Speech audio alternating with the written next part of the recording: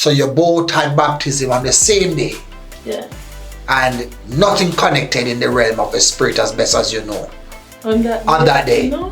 Ooh, I see what I want. Nothing like that for you. But now that you are looking back, you think it was providential that happened the same day?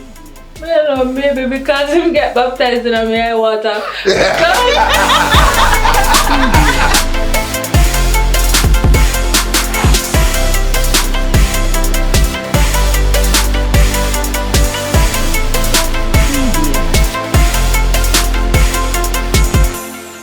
Welcome to the B1 Marriage and Family Video Podcast.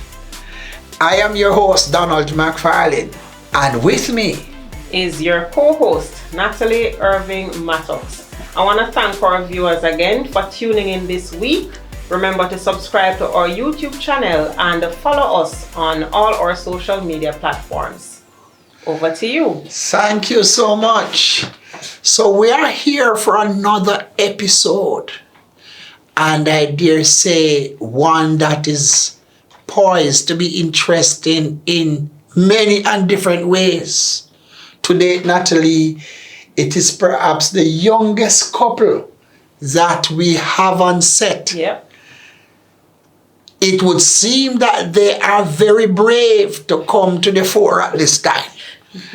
But interestingly, before we even introduce them, Natalie, you and I have been talking, and on a more serious note, it almost appears as if married people don't want to appear together on sets like these. That's what I realize. It is a little concerning to me. Or is it that people don't want to feel like you're putting them in the hot seat? What is it really? And truth to be told, if you're there listening and you want to be part of this, you can get in touch with us on any of the platforms. Yeah. We have committed not to ask you or to engage in any discussion that makes you unduly uncomfortable. Right. But I believe, especially from the context of being Christians who believe in marriage, that we ought to have many more willing and eager persons to speak about married life. And if you're following us, you would recognize that it's not about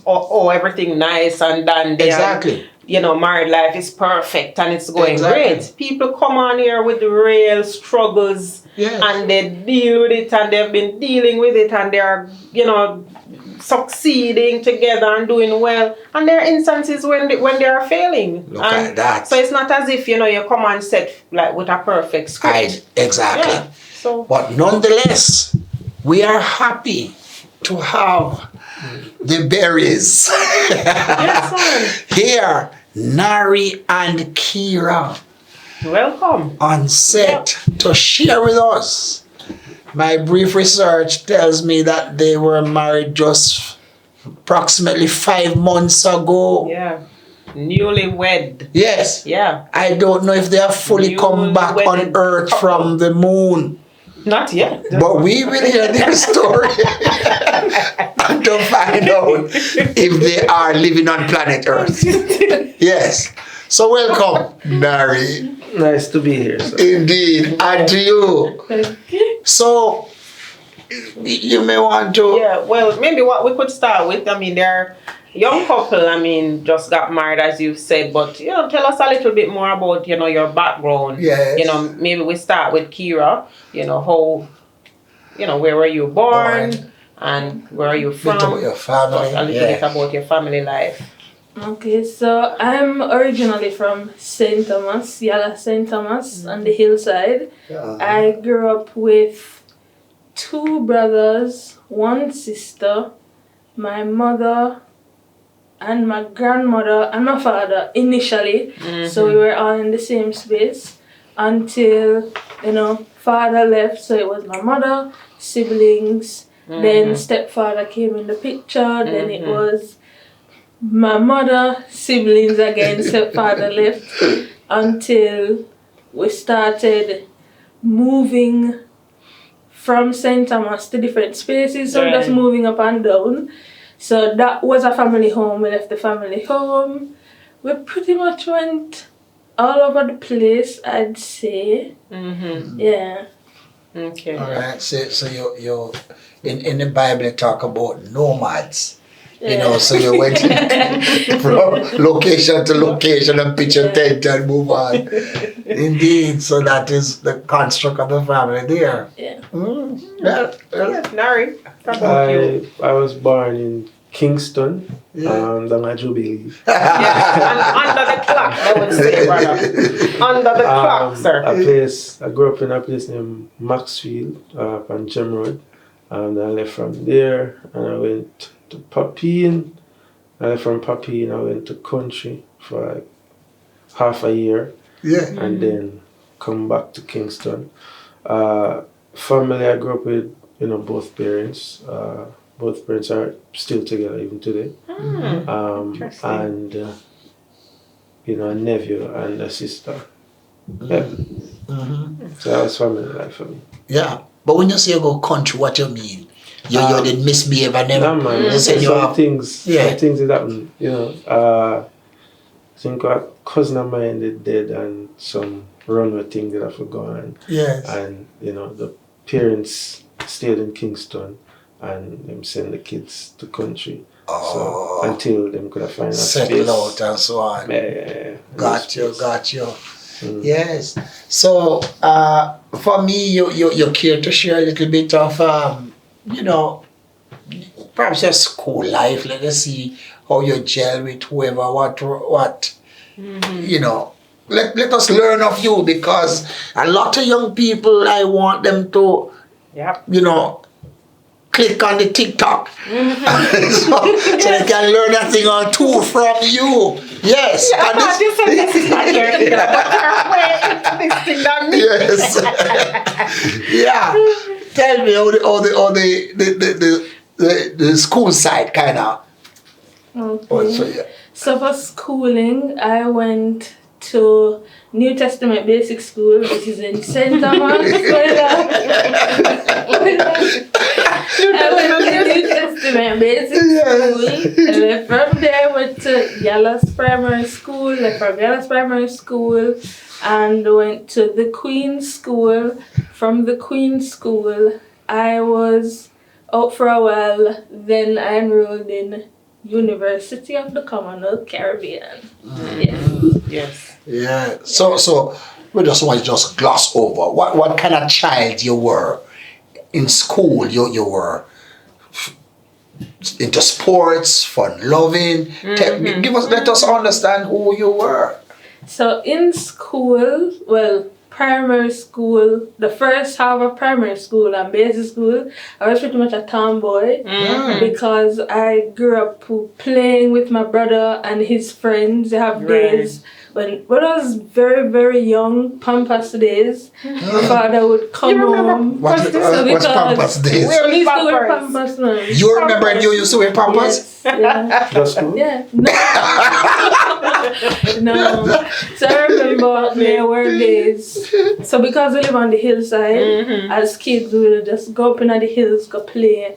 So I remember there were days when my father come home from work because he was a police. When he would come home, we'd hear him from the bottom of the hill and he said, "Tracy, come in the yard." And we'd run go down in the source of Pampas. And everybody, it was just me as a girl and pure boys. So tomboy. Then after a while I realized that, probably we need to change. Because the tomboy thing took on a different meaning. And that wasn't me. So anyways, I think it was grade 5, grade 6 we started change to a little girly stuff. Not fully even now, but a little less tomboy.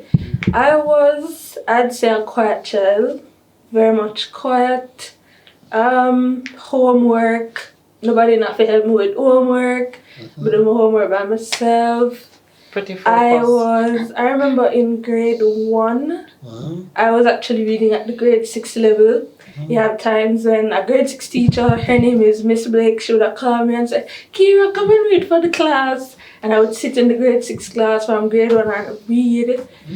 So I believe I was pretty much intelligent, but you know when you don't have the support for kind of nurture that, Right. things just Yeah. Yes. Yeah. Always a bright girl. Yeah. Of course. How about you? Very much so bright. I went to New Providence Primary. I left from there and I went to JC afterwards. I spent a lot of my days playing cricket. You know, I remember school in some class and playing cricket as well. Yeah, school were average, I'm not gonna tell you a lie. Right. It never too low, but it never Too high. all the way. No, it didn't say too high. It said it never not too high. Yeah, and yeah, but school was fun. You know, school was fun. Yes. And I came up with a couple subjects. Make it look away. It was 8, I believe. I left high school with 8 subjects. So it never all the way down, but Yes. yeah, school was fun for me. Yeah, one more thing to add to. I played netball for Queens for the first 3 years.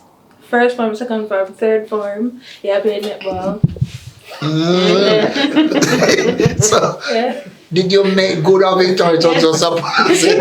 You never made a big side? Yeah. Yeah. Oh, you mean, okay. When So- I get benched. Yeah. No. I bet you're a goalkeeper. No. The wing defense. Wing defense. Oh, nice. Yes.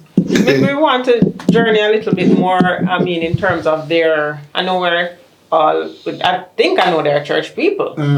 So maybe we want to look at, how both of you transition. So you grew up in pretty much a more, stable 2-parent home. You said you were, but how soon you both got baptized or even before the kind of religious influence? Yes, what were the, yes, that's that up a first. better way to put it. My mom, I think she got baptized a little bit before she got married. But she'd always have the Christian belief. But she never really took it up back. Cause she baptized before, and then she started do the thing there. And then she got baptized again. Yeah. And I think a little further, a couple of years down the line, my dad got baptized as well. He used to smoke and I used to drink. But then, little by little, quit the smoking and thing. And it was nice, growing up, seeing that. I grew up going to Sunday school as well. And I remember how influential that was on my life. God-fearing and having God-fearing parents as well. Church. And I remember, the being in church, like the singing and it never did it for me, the singing and the shouting. No. No. You don't like you never grow up in this noisy Pentecostal kind of church business. No, they are going, but I'm just never into it. So it's like what do you mean not into it? You don't like it. And people jump up and down And speak in tongues and flip over and so on. That's not your but thing. as a kid I was just like, hello. They didn't take well to that at all. No, but I always remember when the pastor preaching though, even as a kid, I would always, being in tune to what was being said. But the other part, the shouting and the singing, the emotional. I never mind. That sort of piece. That has never been your thing, Mary. Even to date. And last time I think I saw him on a choir. I don't know. And last time I'm just saying. Yeah. So what was it like for you, Kira? For me, I grew up seeing my mother going to church. My grandmother, she wasn't really in Jamaica for most of my youth. She lived in Cayman Island. She was back and forth, but she was mainly in Cayman.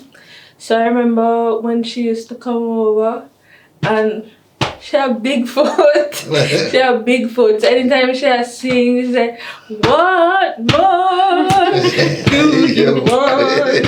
And so from from a younger stage, I took on to those songs. Yeah. And those old songs are still a part of me. Yeah. My mother was very much active in church. We would go to church on Sundays, but I never understood what it was. So it was just, as a young kid, going to church, I drop asleep in a church, and you wake up and you go home. So that was it for me. Yeah. Sunday school now, everybody have a Sunday school story that, we learned this from Sunday school, and I remember to this day, it was just going to church, drop asleep, come home because I forgot church. Okay.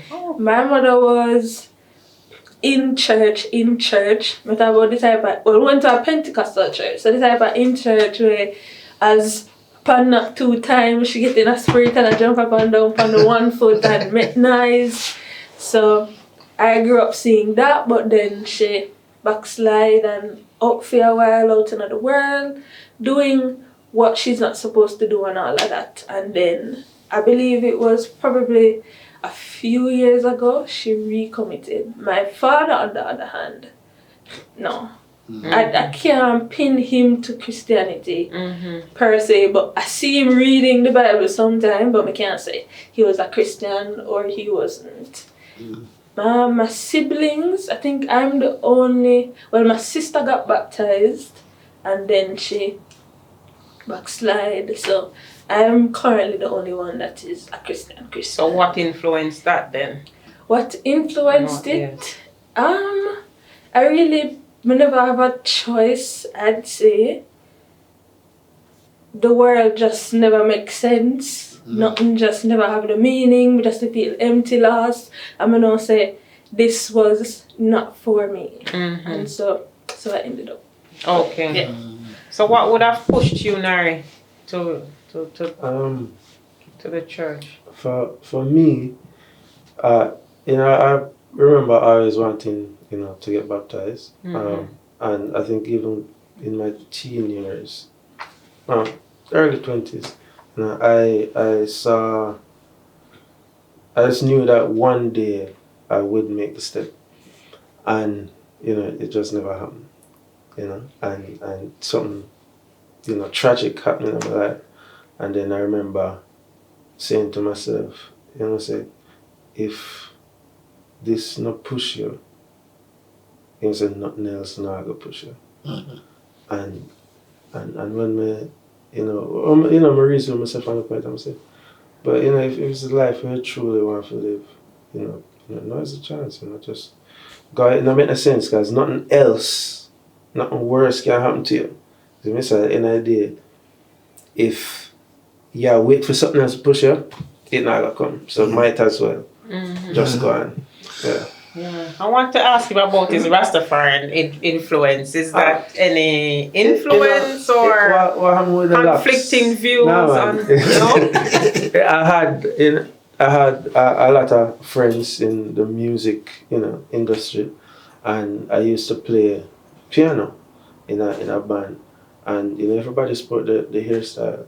So that's where the hairstyle. So it's not. Yeah, it's not a belief. It's just more hairstyle. Okay, interesting. So the baptism did come, right? And you got baptized into both of you into a church, yes. So how when you recollect your first meeting, not about meeting as this friendship now, because you are from St. Thomas. Yes. You're from Yes. yeah.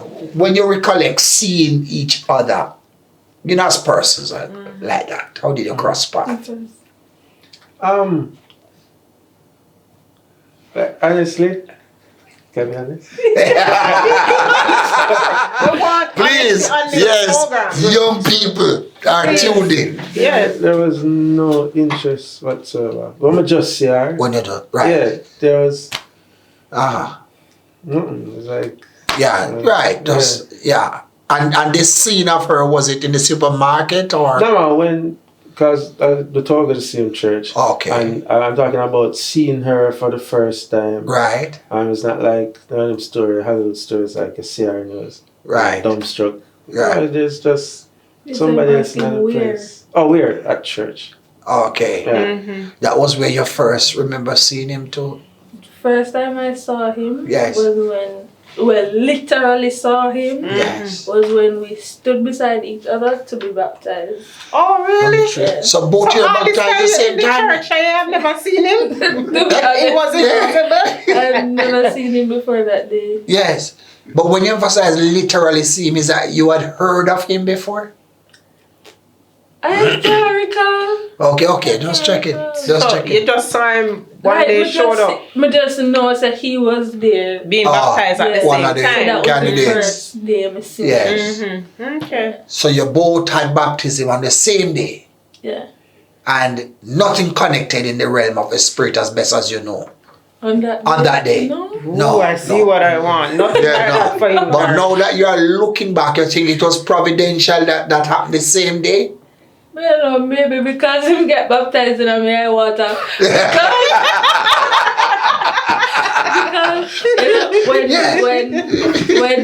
when he got baptized after me, Yes. so when I go, everybody know milk ball from Jamaica. Yes. I was crying. Yes. So I always run joke with him, say, Yes. you know, sister, I'm kind of baptized in my water, big, you know. That's right. That's right.